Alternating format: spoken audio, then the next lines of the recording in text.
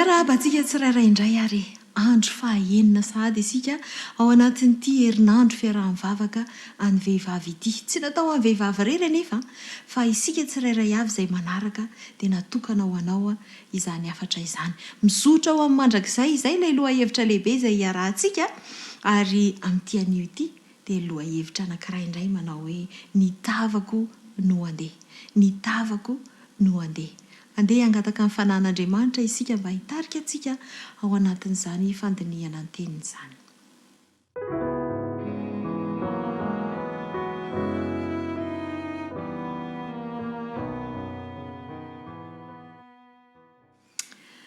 Tompo malalo, ankehitriny dia atolotra ianao indray ny saotra sy ny dera. Ny voninahitra koa dia anao irery ihany izany. Saotra indrindra no izao fotoana manokana izao. Fotoana izay ahafahanay mandray afatra avy aminao, miaino ny teninao, mandray torohevitra avy aminao. Diovy ny fonay, diovy ny sainay, mba hadio izahay, mba ho tany tsara sy toerana madio hitoeran'ny teninao. Tario amin'ny alalan'ny fanainao masina izahay. Mitenena aminay, ampiasao koa izahay mba hampita izany araka ny sitraponao irery ihany. Amin'ny anaran'i Jesosy no anonanay mivavaka. Amen.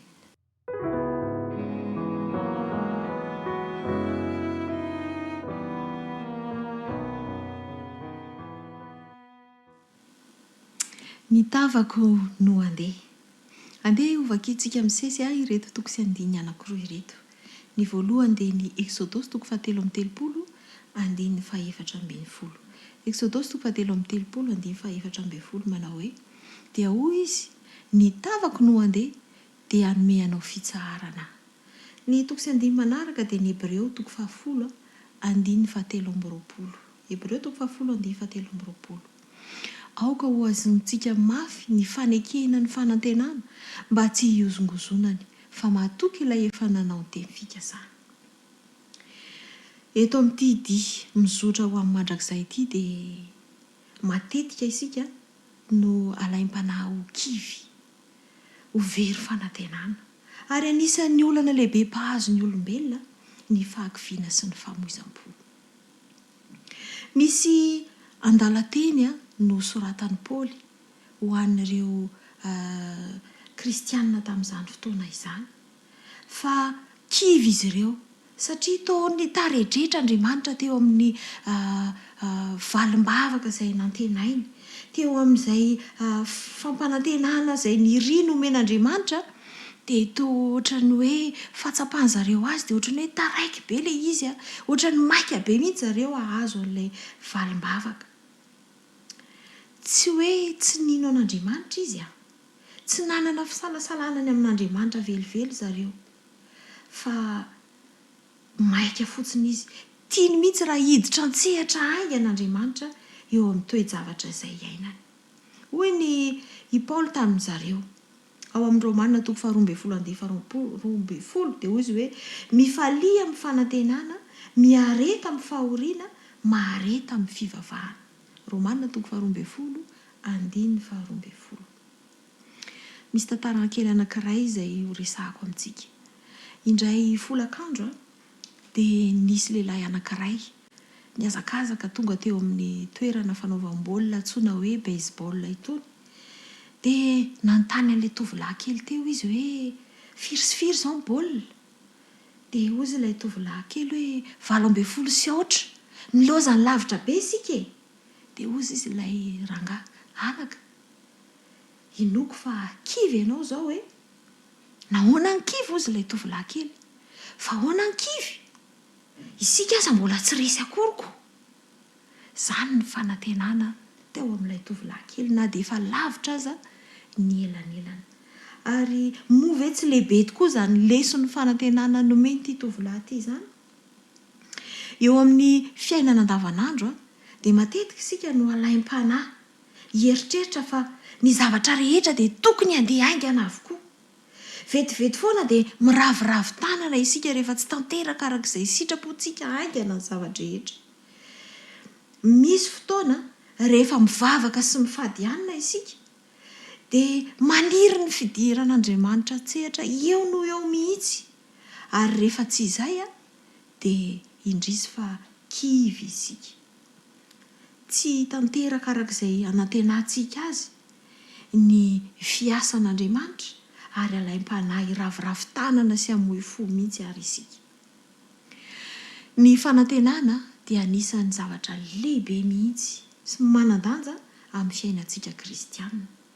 Eo amin'ny diantsika izay mizotra ho amin'ny mandrakizay dia tena ilana izany. Tsy maintsy mangataka tsy tapaka amin'Andriamanitra isika mba hitoetra mandrakariva ao amintsika ny fanantenana.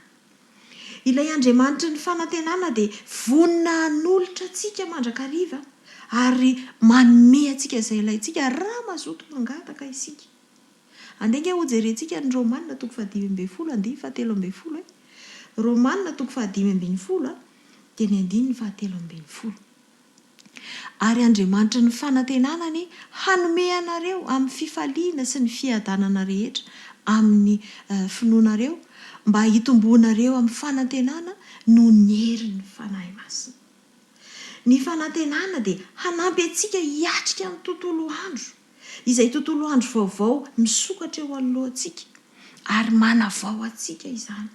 Mahazo hery no havaozina isika raha manana fanantenana. Hanafy antsika herim-po sy fifaliana handroso hatrany izany fanantenana izany. Ary ahafahantsika mahafantatra ny drafitra izay tian'Andriamanitra sy ho tanterahan'Andriamanitra eo amin'ny fiainantsika.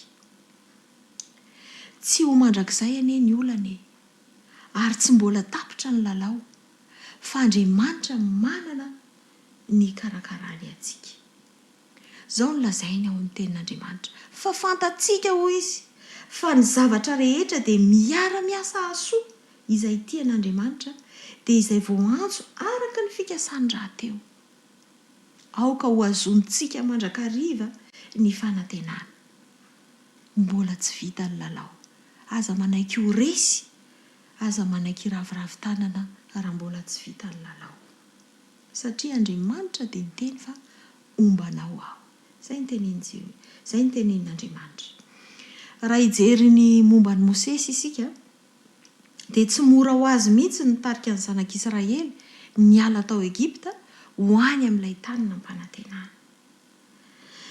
Rehefa teo alohan'ny zanak'Israely izay mimenomenona lava nampikorotana azy dia tonga tamin'ny Mosesy ihany koa ny fahakiviana, indraindray izy te hiravoravo tanana dia nangataka tamin'Andriamanitra izy.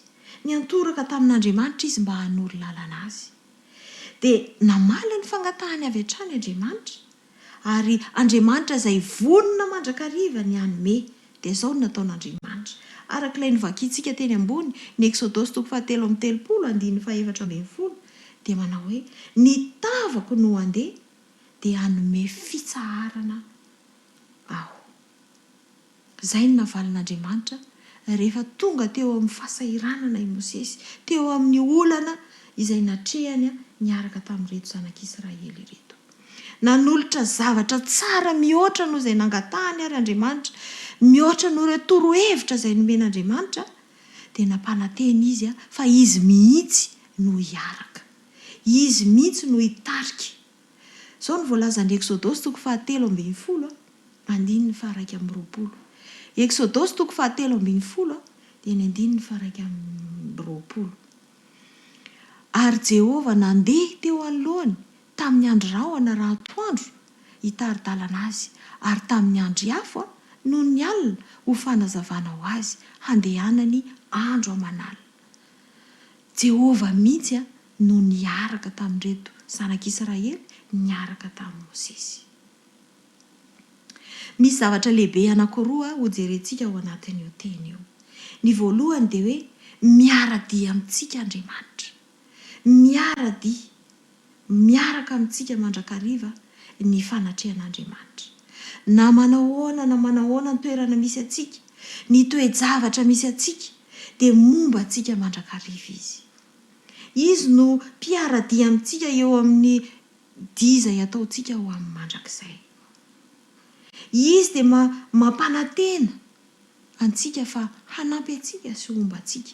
Izy ilay nanampy amin'ny Mosesy teo amin'ny dinaka any amin'ilay tany Kanana, izy ilay tsy miova omaly sy anio ary mandrakizay, dia mbola hanaraka, hanampy antsika, hiara-dia amintsika eo amin'ny fiainantsika amin'izao fotoana izao.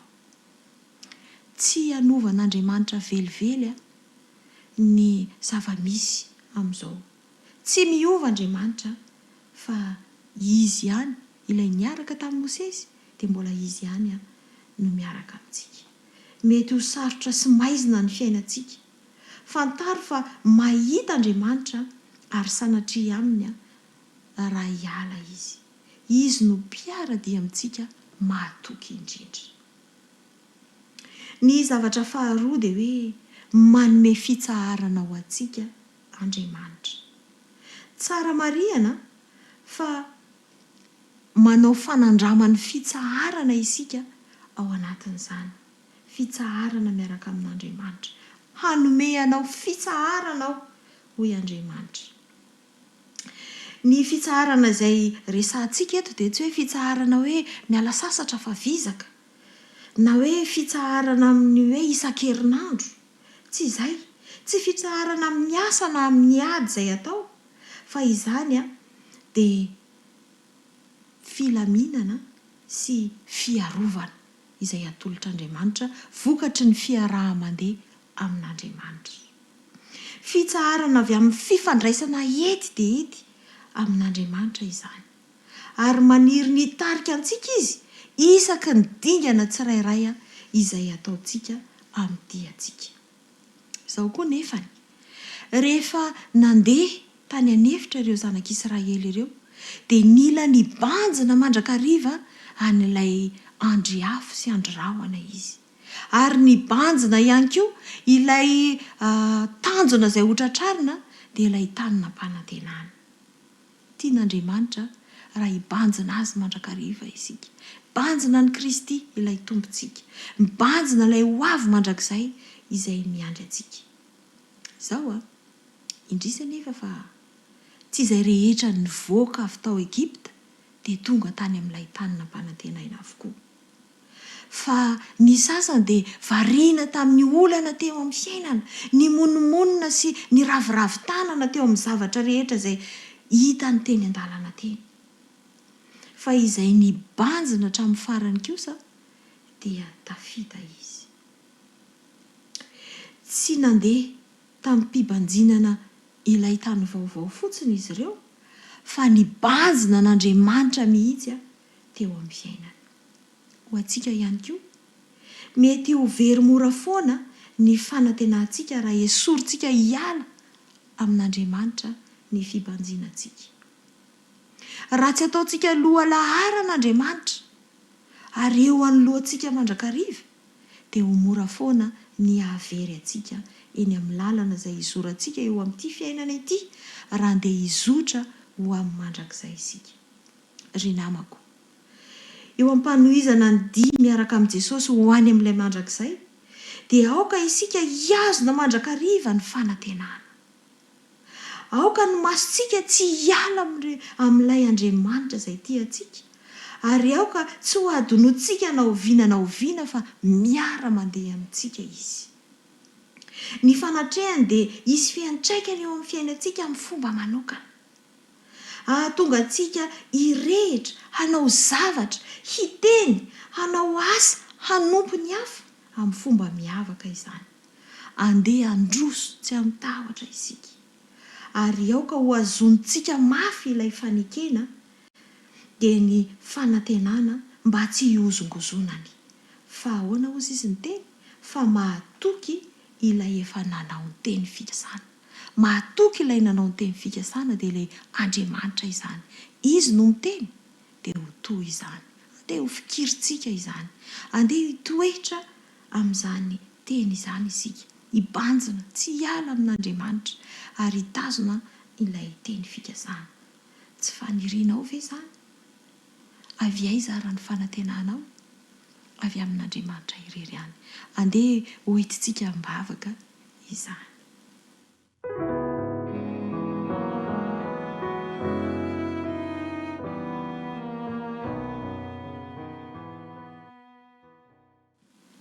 Misaotra anao indrindra izay Andriamanitra, noho izany teny fikasana lehibe izay nomenao anay tamin'ity anio ity. Ny tavanao no hiaraka aminay. Sarotra ny fiainanay eto amin'ity tany ratsy, feno fangidiana, feno aratsiana ity. Betsaka ireo toe-javatra izay mety hahatonga anay raviravin-tanana, ho kivy, ho resy. Andriamanitra, nampanantena anay ianao androany, fa ianao mihitsy no hiaraka aminay. Nampianatra anay ianao androany fa tokony hiazona ny fanantenana izahay, fa raha mbola manantena koa izahay, dia ho tafita. Amin'izao dia hiarahanay aminao ho any Mandrakizay izao, dia mangataka ny fanampianao izahay, mangataka ny herinao izahay. Aza vela hiala eo aminao ny masom-pinoanay. Aoka izay hifikitra aminao mandrakariva, ka na inona zavatra amin'izao dia ho tsapanay, fa misakambina anay ianao, miaraka aminay eo anoloanay ary manampy anay. Tehirizo ao aminay izany teny fikasana izany. Amin'ny anaran'i Jesosy. Amen.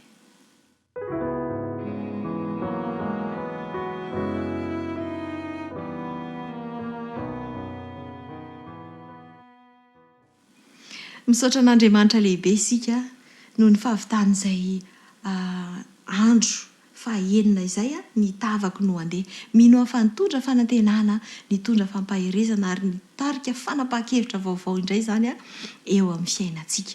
Dia mirary soa antsika tsirairay avy indray ary amin'ny manaraka indray.